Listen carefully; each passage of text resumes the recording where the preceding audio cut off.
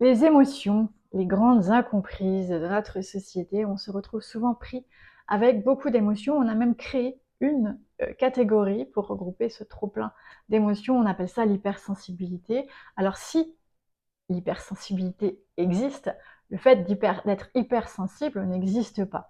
On n'est pas hypersensible, mais on peut vivre de l'hypersensibilité. Je m'explique.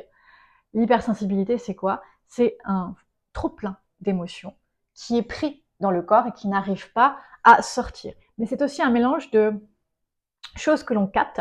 Donc quelqu'un qui est hypersensible, c'est quelqu'un qui capte beaucoup de choses et qui ne sait pas dealer avec.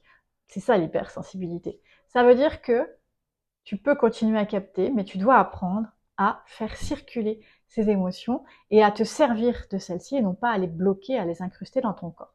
Donc déjà, en premier lieu, il faut que tu saches que tu captes plein de choses dans ta vie, à toi et aux autres. Donc il va falloir faire le tri là-dedans, apprendre à faire le tri. Mais apprendre à faire le tri, en fait, c'est simplement apprendre à te servir de ton corps. Donc si tu vis, par exemple, de l'hypersensibilité, je te conseille de faire de ton corps ton allié, d'apprendre à t'en servir pour qu'il puisse processer tout ce que tu captes de manière à ne pas accumuler et du coup à ne pas te faire vivre de l'hypersensibilité. Tu comprends le principe?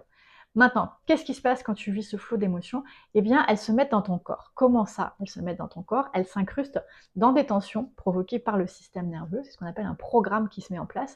Et ces tensions vont aller se mettre notamment au niveau des organes viscéraux. Et chaque organe viscéraux correspond à des muscles dans le corps. Donc ça va se mettre un peu partout dans ton corps et ça peut te gêner au niveau du cou, au niveau du dos. Tu ne t'en rends peut-être pas compte, mais il y a une tension qui est présente et qui peut se déclencher à un moment donné sur un mouvement, face à une situation, etc. Donc en général, quand tu vis de l'hypersensibilité, tu te retrouves aussi avec des symptômes ou avec un sommeil qui peut être perturbé, bref, un lot de désagréments. Si tu apprends à te servir de ton corps, tu vas apprendre à capter que ce dont tu as besoin et surtout à évacuer ce qui ne t'est pas nécessaire. Parce que les émotions, en fait, elles sont simplement là pour être vécues, pour nous traverser. Elles n'ont pas d'autre utilité que d'être vécues et traversées. Quand elles restent coincées, c'est simplement pour nous indiquer qu'il y a besoin d'aller détendre quelque chose, d'aller défaire un programme, de se libérer de quelque chose. Lorsque tu vis de l'hypersensibilité, tu n'es pas hypersensible, mais tu es dominé par tes perceptions et par tes émotions qui sont bloquées à l'intérieur du corps.